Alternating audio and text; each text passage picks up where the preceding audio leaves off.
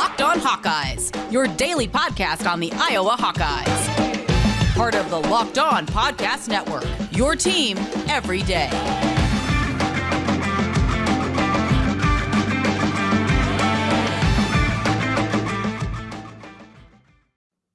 Welcome back, Hawkeye Nation, to a Thursday morning episode of the Locked On Hawkeyes podcast, your daily podcast covering your Iowa Hawkeyes on the Locked On Sports Network. I appreciate you all being back today. If you are listening to this on the podcast platform, that is awesome. Check out our YouTube channel as well.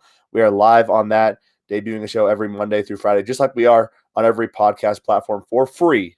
Just a reminder, this is always going to be for free, and I appreciate you all tuning in and listening today. Today's episode is brought to you by rockauto.com. Amazing selection, reliably low prices, all the parts your car will ever need. Visit rockauto.com and tell them Locked On sent you. And on today's show, we are going to be talking about the analytics from this past week's game. So I do want to give you a little bit of a structure about how this show is going to go during the football season, because I think it's kind of important to know what to expect each and every day. Typically on Mondays, we're going to be doing a quick reaction, a quick breakdown with, and I'm going to announce it right now, LaShawn Daniels Jr. Really excited about that. Matt Vandenberg has been joining our show for the last year. Now we're moving on. Matt has his own show, which is super exciting for him. And LaShawn is going to be joining our show now going forward. Really excited to have his perspective on the show. He'll be joining us to do an instant reaction, though, to each of the games. On Tuesdays, we're going to do an analytic and film review of the game, breaking down more in depth what happened on Saturday. On Wednesdays, we'll get into the press conferences, depth charts, really focusing on Iowa and what they need to do to prep for the next game. On Thursdays, we do our crossover episodes or just an in-depth analysis of the opposing team if we don't have the ability to get a crossover episode like for some of these smaller teams. And then Fridays, we're going to be focusing on predictions, storylines, keys to the game, etc. Really kind of wrapping it all up on Fridays. So that's how you can expect to find your Iowa Hawkeye information Monday through Friday. However, we're going to do something a little bit different. I know people are very focused on Iowa. Also, we have a pretty good understanding of what Iowa State is and what Iowa State does. So we don't need to do as much prep on the Iowa State Cyclones. So on today's show, we're actually going to be talking about the Iowa Hawkeye football team and the analytics behind this team. There's some really cool advanced analytics I want to share with you all, talking about some snap counts so you can get an idea where some folks are getting slotted in at, especially along that defensive line, talking about some of the pass rush pressure that we saw as well. So really excited about that. And then one thing I thought was interesting was the linebacker coverage and also our offensive blocking grades. We're going to talk about all that on the show today. And then, of course, we would not have a show if we didn't talk about Spencer Petras.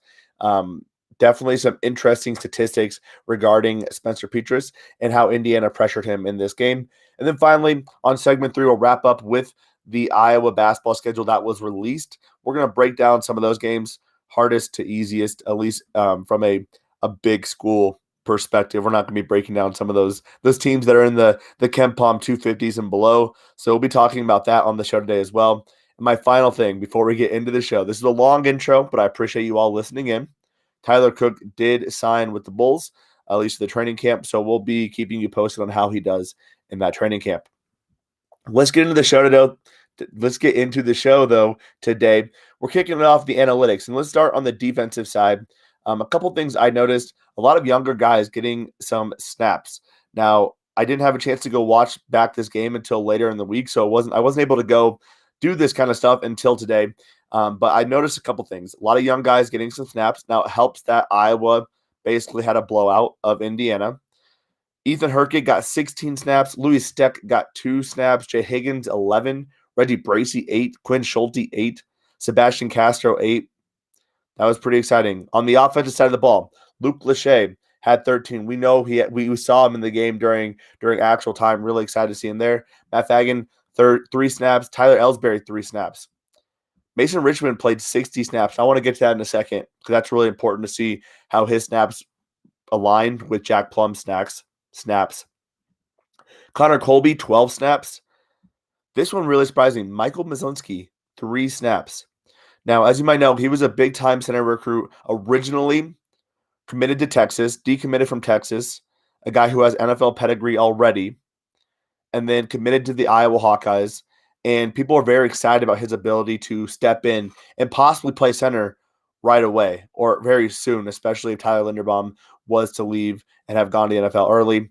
The fact that he got 3 snaps now means he is pushing for that playing time as a true freshman, which is really exciting to see, especially for Michael Mithlinski out of Florida, a former 3-star recruit. Gavin Williams got the carries over LaShawn Williams after, obviously, Ivory, Kelly Martin, and Tyler Goodson. Arlen Bruce got 5 snaps. Keegan Johnson got 8 snaps. The more surprising thing was that Jackson Ritter got 14 snaps. Now, we've heard Kirk Ferentz talk a little bit about Jackson Ritter. He mentioned that Jackson's in that mix, but I was not expecting Jackson to get 14 snaps, especially considering that on the depth chart, it goes Tyrone, it goes Nico, Charlie, Keegan. Jackson's 5 or 6 on that, but clearly they felt comfortable with where he was. There was one play, though, that the ball is thrown pretty tight in there. They did not count it as a drop, but I would consider it a drop. It hit him right in the hands. Couldn't come down with the ball. I'm not gonna dunk on the guy today. Needs to do better. And then Josiah Myman getting 3 snaps over Elijah Yelverton. So that's kind of where the tight end position seems to be shaking out. Elijah was a big-time recruit as well, had 30-something offers. We haven't seen him get a chance to really step on the field to this point. We've actually had him on the podcast a couple times. Really great kid. So really excited for him. But Josiah Myman seems to be making his way to that 3rd tight end spot at this point. So kind of goes, Sam Laporta, Luke Lachey, and then Josiah Myman out of Illinois. Moving over to the defensive side of the ball, because I did want to cover that. The defensive line has been an area that everyone was very excited about and very curious about how would this defensive line shake out. Well, they overall did pretty well. But from a snap count perspective, here's who had the most snaps, and one is going to really surprise you. I can assure you of that.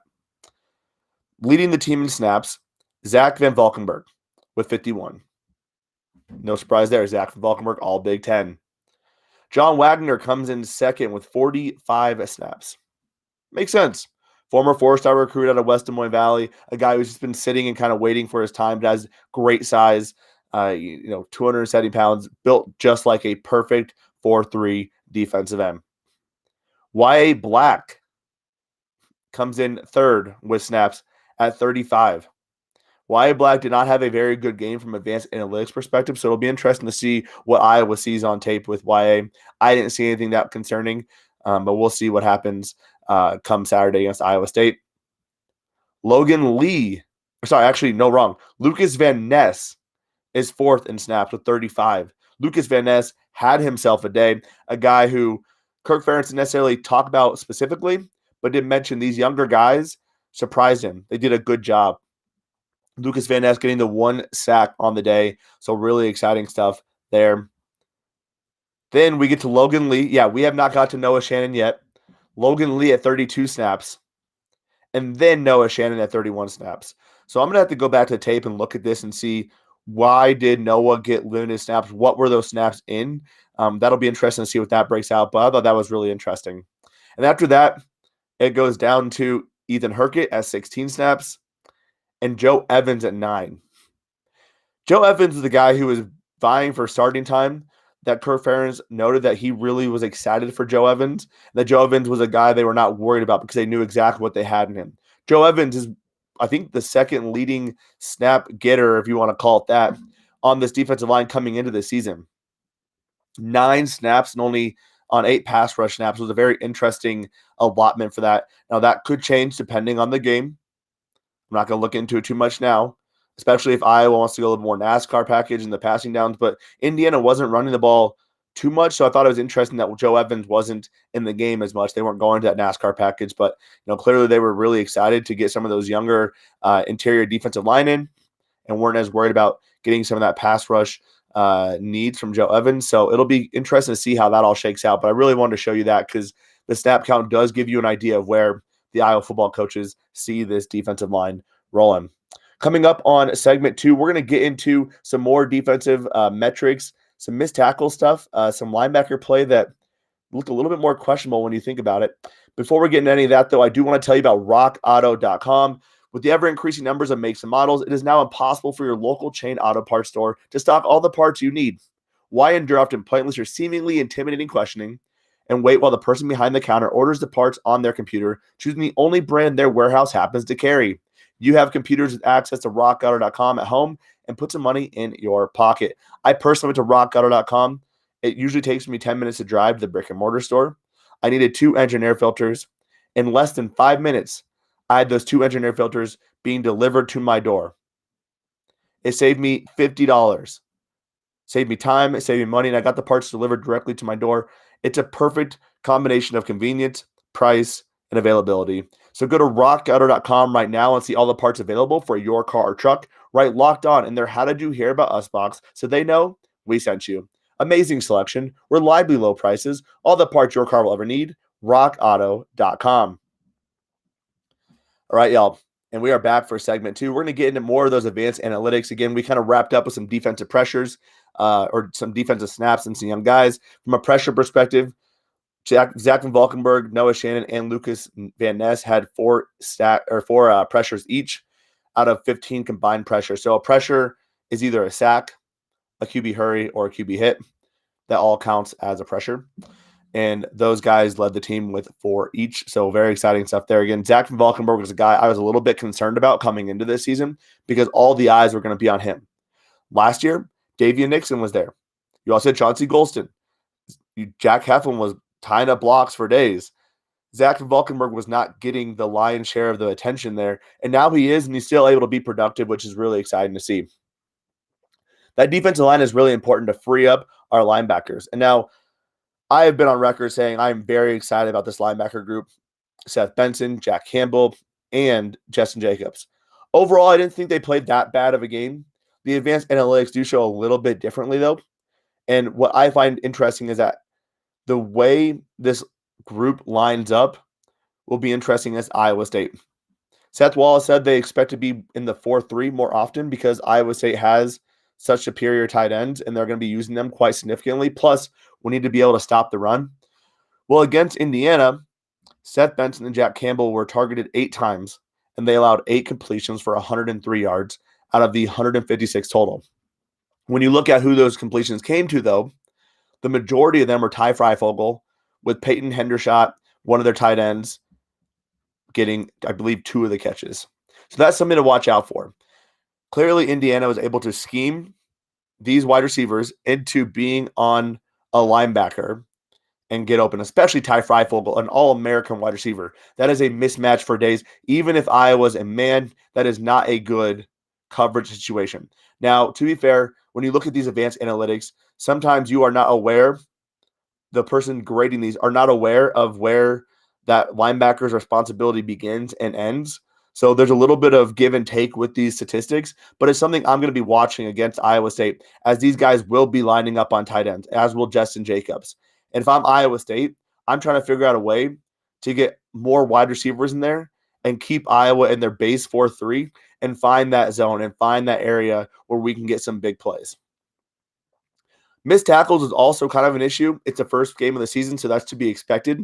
But 10 missed tackles, 2 by Seth Benson alone. So I'll be interested to see how that kind of cleans up a little bit. As Kirk said, they have things they need to improve. We know that. Missed tackles, fumbles, drops.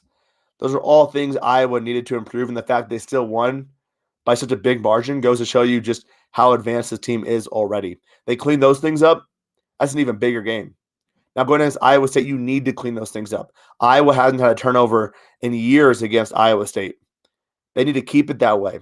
That's a very important thing coming into this game. You don't want to give Iowa State momentum at Jack Trice Stadium, and it'll be really important for Spencer Petras to be able to clean and keep things clean. He didn't have a single turnover-worthy throw against Indiana.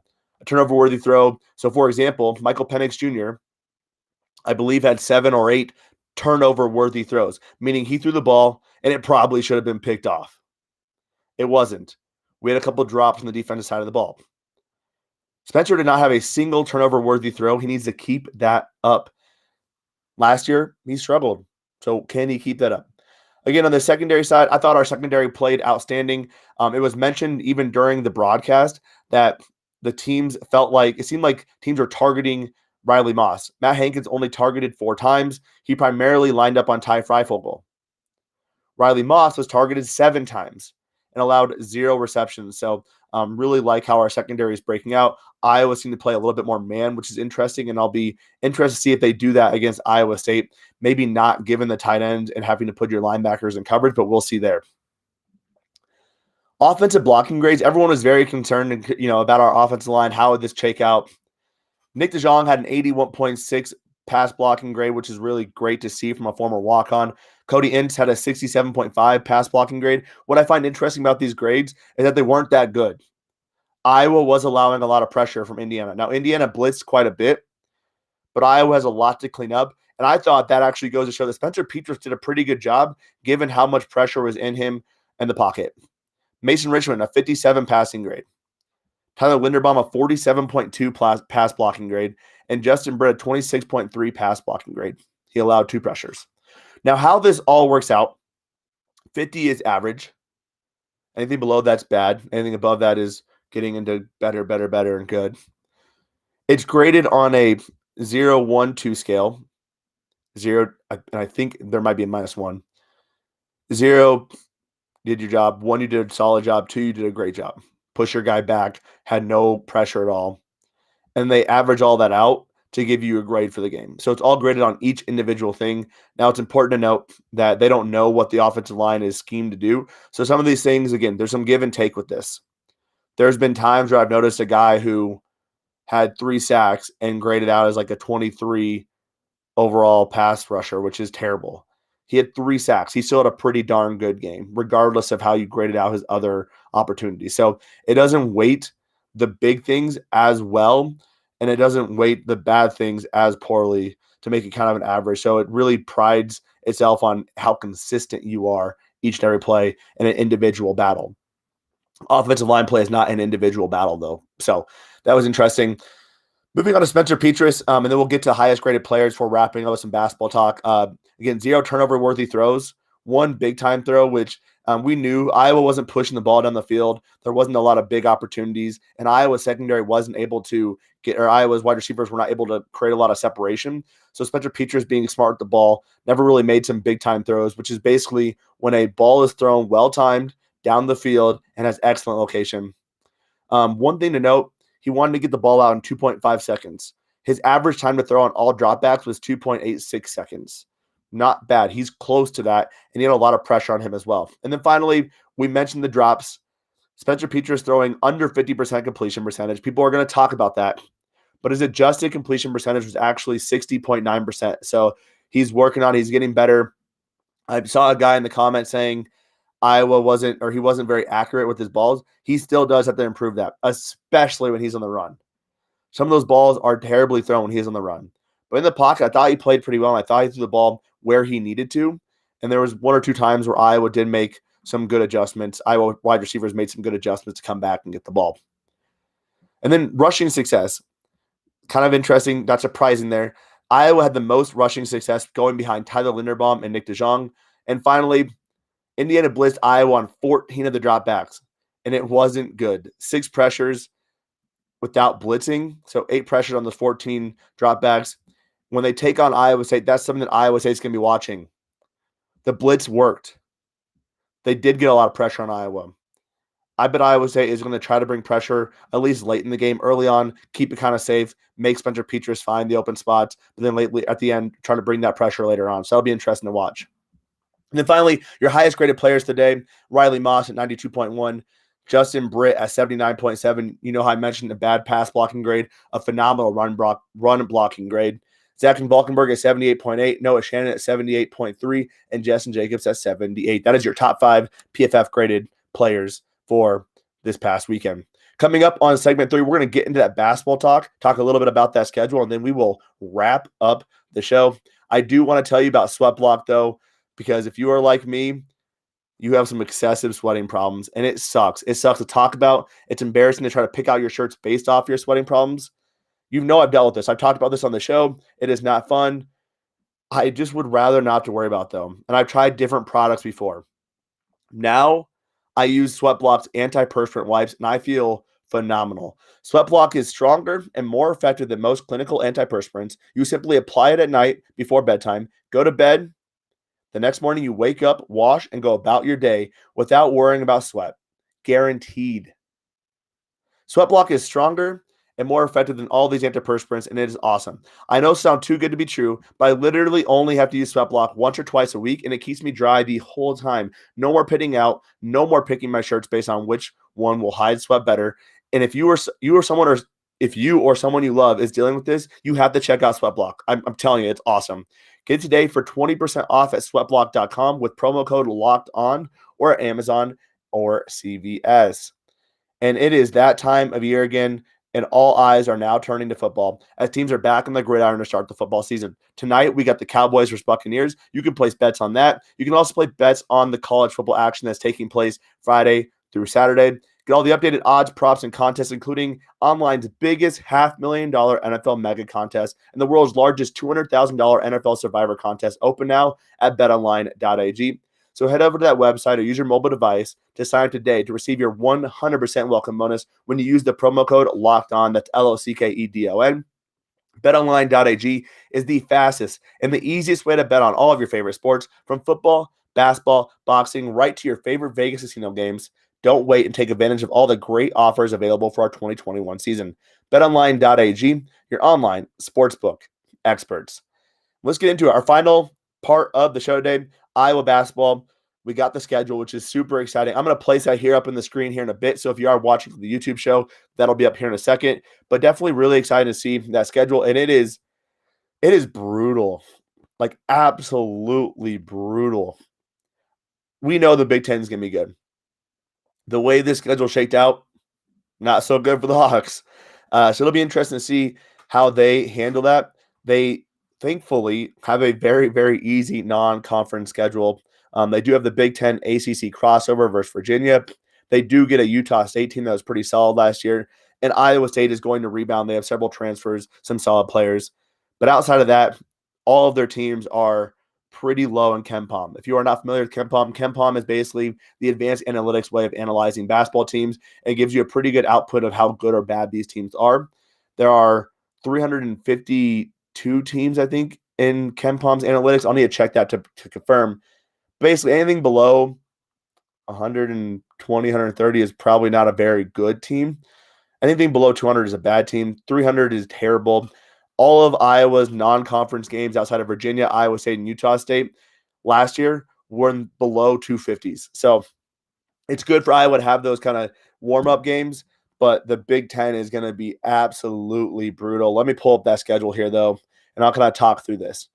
The hardest part is that opening part of the season. They get Virginia, Purdue, Illinois, and Iowa State in about a 2-week span. And sorry, my voice is going out there for a second, but let me pull this up. So as you can see, here's my rankings of these games, the big games, not the obviously the smaller games, but we have Purdue, at Michigan, at Illinois, at Maryland, at Ohio State. Those are top 25 teams. Then we get Purdue, Michigan, Michigan State, Illinois, Maryland at home. That's 10 games against top 25 teams.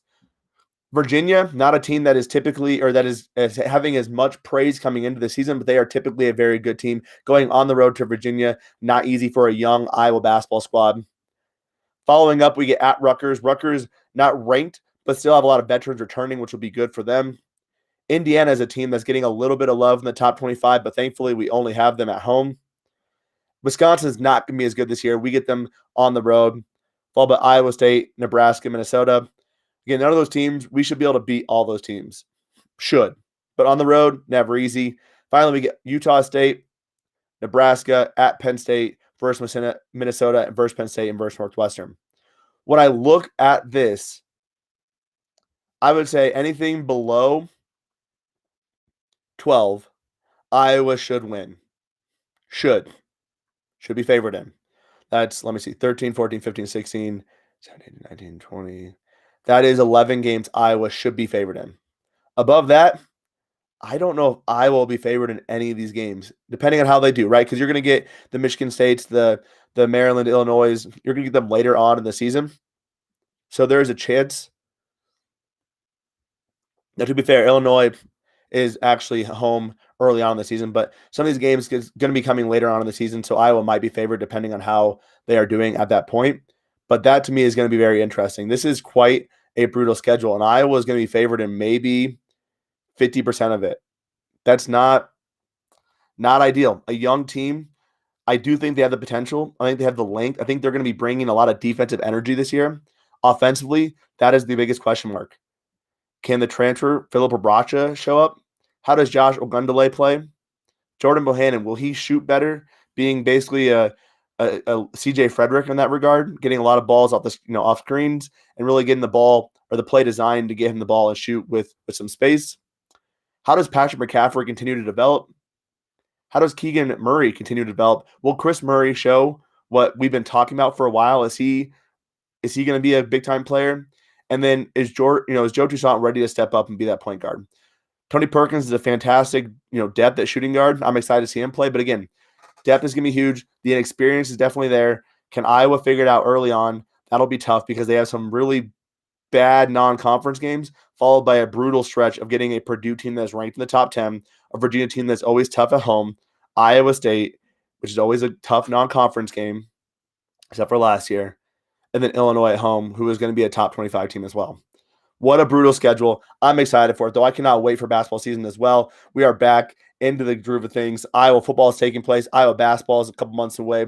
All the other Iowa sports are absolutely crushing it. We'll try to start covering that a bit more as we get more into the seasons. But betting on your team doesn't have to be a guessing game anymore. If you listen to the new Locked On Bets podcast, hosted by your boy Q and handicapping expert Lee Sterling, get daily picks, blowout specials, wrong team favorite picks, and Lee Sterling's lock of the day.